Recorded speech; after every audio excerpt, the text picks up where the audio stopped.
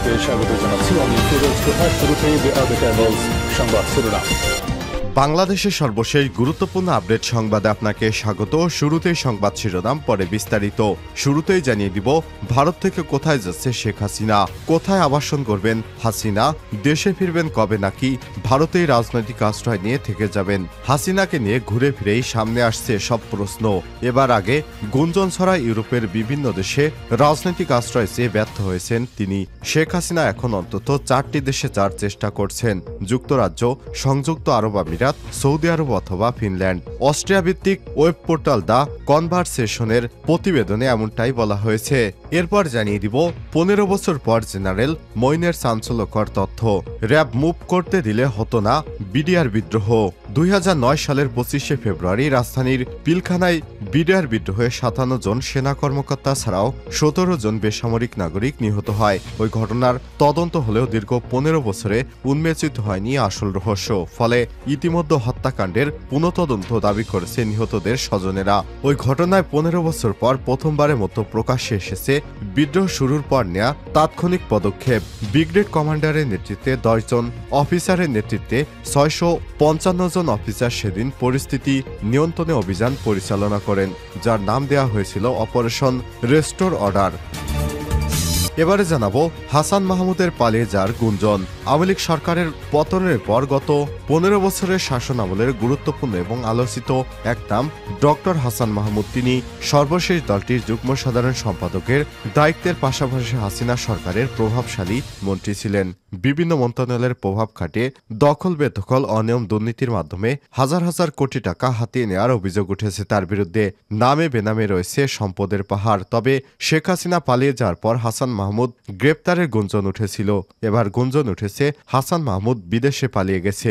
এ বিষয়ে গুরুত্বপূর্ণ সংবাদ থাকবে। সম্পূর্ণ সংবাদটি জানতে ভিডিওটি না টেনে দেখতে থাকুন। জানিয়ে দিব, প্রধান শিক্ষককে প্রকাশ্যে রাস্তায় জুতা পেটা করলেন বিএনপি নেতা। রাজধানীর মিরপুরে রশিদ মাস্টার নামে এক প্রধান শিক্ষককে প্রকাশ্যে জুতা পেটা করার অভিযোগ উঠেছে স্থানীয় এক বিএনপি নেতার বিরুদ্ধে। অভিযুক্তের নাম গোলাম মোস্তফা। তিনি পল্লবী থানা বিএনপির 2 নম্বর ওয়ার্ডের সভাপতি।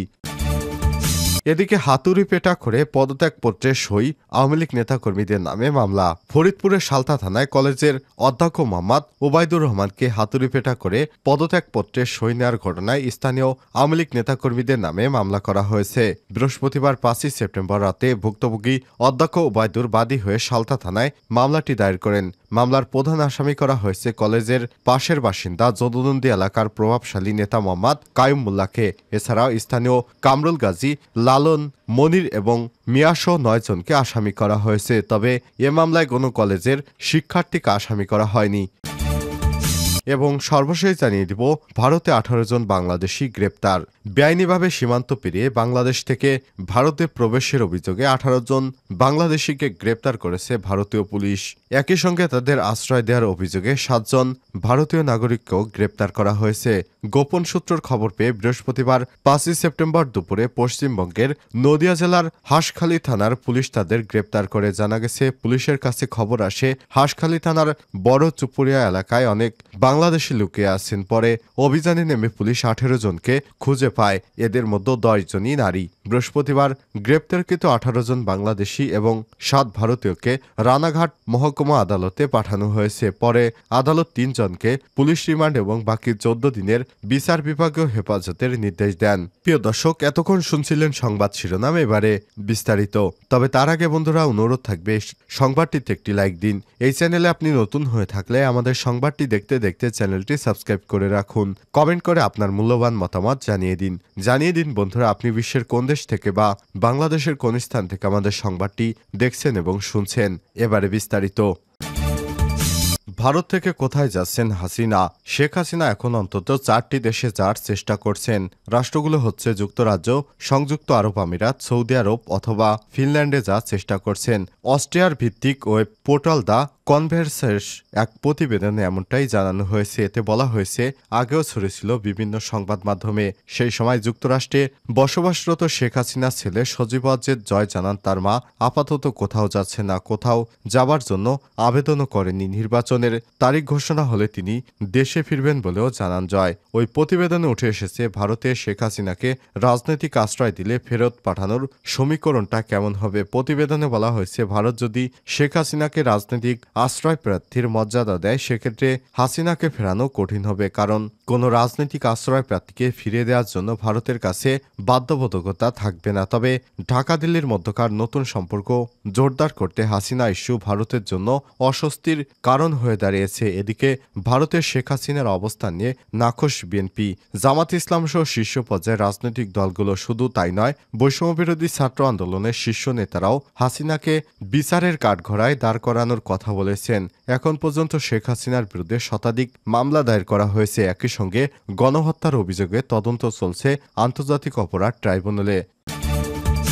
15 বছর পর জেনারেল মঈনের চাঞ্চল্যকর তথ্য, র্যাব মুভ করতে দিলে হতো না বিডিআর বিদ্রোহ।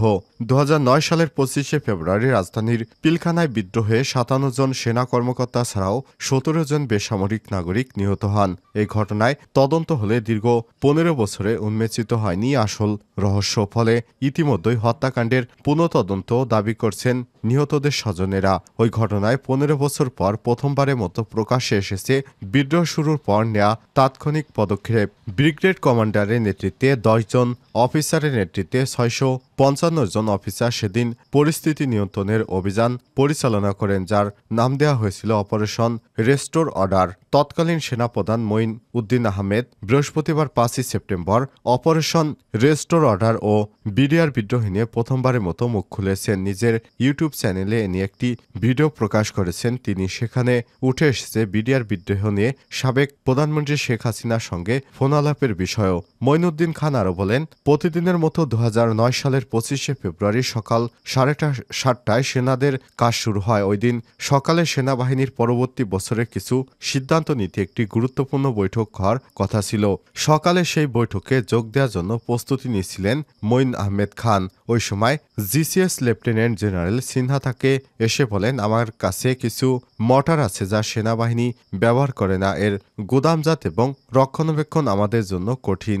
বিডিআর এগুলো ব্যবহার করে, এগুলো তারা নিয়ে গেলে আমার উপকার হয়। পরে বিষয়টি নিয়ে বিডিআর ডিজি জেনারেল শাকিলের সঙ্গে কথা বলে তৎকালীন সেনাপ্রধান মঈন আহমেদ বলেন, ওই সময় বিডিআরের ডিজি মর্টারগুলো নিতে রাজি হন। তখন পর্যন্ত বিডিআর বিদ্রোহ নিয়ে কেউ কিছু জানতেন না। পরবর্তী মঈন আহমেদ আরও বলেন, সিজিএস লেফটেন্যান্ট জেনারেল সিনহা ওই বৈঠকে যোগ দেন। সেদিন সকাল 9টায় শুরু হওয়া ওই বৈঠকে সবাই ব্যস্ত ছিলেন। এর কিছুক্ষণের মধ্যেই Moeen Ahmed principal secretary colonel Firoz রুমে প্রবেশ করে তাকে বলেন, পিলখানায় গন্ডগোল হচ্ছে, আপনার দিকে নির্দেশনার প্রয়োজন।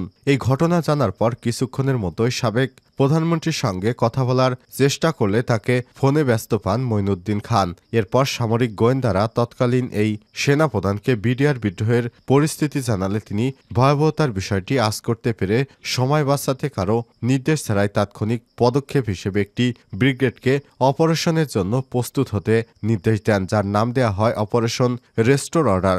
এ সময় পিএসও এফডি জেনারেল মবিনকে অবহিত করা হয়। এদিকে সকাল 10টার দিকে বিডিআরের ডিজিকে ফোনে পান মঈনুল আহমেদ। ওই সময় তাকে বিডিআরের ডিজি জানান, দরবার চলাকালে 2 জন সশস্ত্র সৈনিক প্রবেশ করে একজন তার পেছনে দাঁড়ায়। এরপর বাইরে থেকে গুলির শব্দ শোনা যায়। গুলির শব্দ শোনার সঙ্গে সঙ্গে দরবার হলের ভেতরে থাকা সৈনিকেরা বাইরে বেরিয়ে যায়। ওই সময় ঘটনাগুলো পরিকল্পিত এবং পরিকল্পনা মাফিক চলছে বলেও নিজের ধারণার কথা মঈন আহমেদকে জানান বিডিআরের ডিজি। একই সময় বিডিআরের ডিজি তাদের ফেরত আনার জন্য সেক্টর কমান্ডার এবং ব্যাটালিয়ন কমান্ডারদের পাঠানোর কথা জানান। পরে মঈনুদ্দিন আহমেদ তাকে অপারেশনের কথা জানান। অন্যদিকে সকাল 9:54 দিকে সেনাবাহিনীর সাবেক প্রধানমন্ত্রীর সঙ্গে ফোনে যোগাযোগ করতে সক্ষম হন। তবে এরই মধ্যে বিডিআর বিদ্রোহ সম্পর্কে অনেক তথ্য পেয়ে গেছিলেন শেখ হাসিনা। ফোন আলাপে মঈনুদ্দিন আহমেদ তাকে অপারেশনের কথা জানালে সাবেক প্রধানমন্ত্রী জানতে চান, এই ব্রিগেডকে তৈরি করতে কতক্ষণ সময় লাগবে। পরে সময় জানিয়ে ব্রিগেডকে পিলখানায় পাঠানোর অনুমতি চাইলে শেখ হাসিনা অনুমতি দেন। এরপর ব্রিগেড কমান্ডারের নেতৃত্বে 10 জন অফিসার এবং 650 জন অফিসার নিয়ে 46 ব্রিগেড 1 ঘন্টার মধ্যে যাত্রা শুরু করে। তবে বিদ্রোহীরা বিডিআর গেটগুলোর সামনে আক্রমণ প্রতিহত করতে রকেট লঞ্চার, মর্টার শেল, অন্যান্য অস্ত্র মোতায়েন করে। পরবর্তীতে বেলা 11টায় 46 পুলিশ ব্রিগেডের প্রথম গাড়িটি মেইন গেটের কাছাকাছি পৌঁছলে একটি পিকআপ লক্ষ্য করে রকেট হামলা চালায় বিদ্রোহীরা। এতে ঘটনাস্থলেই চালকের মৃত্যু হয়। লেফটেন্যান্ট কর্নেল শামশেরের ধারণা অনুযায়ী সকাল 10:30 থেকে 11টার মধ্যেই DDG colonel Anis, colonel Kaiser সহ অনেক অফিসারকে গুলি করে হত্যা করা হয়। হাসান মাহমুদের পালিয়ে যাওয়ার গুঞ্জন। আওয়ামী লীগ সরকার গত 15 বছরের শাসনামলে গুরুত্বপূর্ণ এবং আলোচিত এক নাম ডক্টর হাসান মাহমুদ। তিনি সর্বশেষ দলটির যুগ্ম সাধারণ সম্পাদকের পাশাপাশি হাসিনা সরকারের প্রভাবশালী মন্ত্রী ছিলেন। বিভিন্ন মন্ত্রণালয়ের প্রভাব খাটিয়ে দখল বেদখল অনিয়ম দুর্নীতির মাধ্যমে শত শত কোটি টাকা হাতিয়ে নেওয়ার অভিযোগ আছে তার বিরুদ্ধে। নামে বেনামে রয়েছে সম্পদের পাহাড়। আওয়ামী লীগ সরকার পতনের পর হাসান মাহমুদ এখন কোথায় তা নিয়ে চলছে নানা আলোচনা সমালোচনা। সাবেকেই পররাষ্ট্রমন্ত্রী গ্রেপ্তার হবেন বলে মনে হচ্ছিল। ব্যাংক হিসাব ফ্রিজের পাশাপাশি আদালত সম্প্রতি তার দেশ ত্যাগের নিষেধাজ্ঞা দেয়। তবে এত কিছুর মধ্যে বেড়ে এলো চাঞ্চল্যকর তথ্য। একটি বেসরকারি টেলিভিশনের প্রতিবেদনে উঠে এসেছে ডক্টর হাসান মাহমুদ সপরিবারে বেলজিয়ামে পালিয়ে গেছেন। বেলজিয়াম থেকে তিনি মোবাইল ফোনে কথাবার্তা বলছেন ঢাকা এবং চট্টগ্রামের ঘনিষ্ঠজনদের সঙ্গে। গত 6 আগস্ট ঢাকার শাহজালাল আন্তর্জাতিক বিমানবন্দরে আটক সাবেক জুনায়েদ আহমেদ পলক এবং হাসান মাহমুদকে গ্রেপ্তার বলে গুঞ্জন ছড়িয়ে পড়ে। পরে পলককে গ্রেপ্তার দেখানো হলেও হাসান মাহমুদ ছিলেন নিখোঁজ।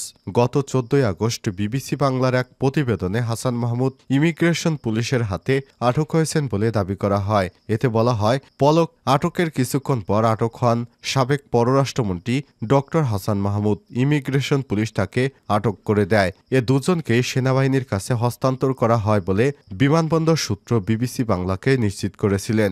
এদিকে বেসরকারি টেলিভিশন অনুসন্ধান থেকে জানা যায়, হাসান মাহমুদ এখন বেলজিয়ামের লিমবুর্গ প্রদেশের হ্যাসেল্ড সিটিতে তার নিজের বাড়িতে আছেন। সঙ্গে আছেন তার একমাত্র ছেলে আর স্ত্রী নুরান ফাতেমা। টেলিভিশন প্রতিবেদনে বলা হয়েছে, ডক্টর হাসান মাহমুদ ঢাকা থেকে সরাসরি বেলজিয়ামে যাননি। এমিরেটস ফ্লাইটে তিনি দুবাই হয়ে প্রথমে জার্মানির ডসেলড্রপ বিমানবন্দরে যান। গত 26 আগস্ট বিকাল 3:45টায় সেখান থেকে সড়কপথে গাড়ি চালিয়ে তাকে বেলজিয়ামের গাড়িতে পৌঁছে দেন জার্মান শাখা আওয়ামী লীগের সাধারণ সম্পাদক মোবারক আলী ভূঁইয়া বকুল। মোবারক আলী ভূঁইয়া বকুল গণমাধ্যমকে বলেন, তিনি এইখানে আছেন এবং সেভ আছেন, এইটুকু আর কি। আর পরশুদিন আমাদের বেলজিয়ামে একটা মিটিং ছিল, ওইখানে উনি উপস্থিত থাকতে পারবেন না, সেটি আগেই বলে দিয়েছেন। উনি এখানে কারো সঙ্গে যোগাযোগ করতেছেন না, কারো সঙ্গে তার যোগাযোগ নেই। প্রসঙ্গত, হাসান মাহমুদের বিরুদ্ধে ঢাকা চট্টগ্রামে বেশ কয়েকটি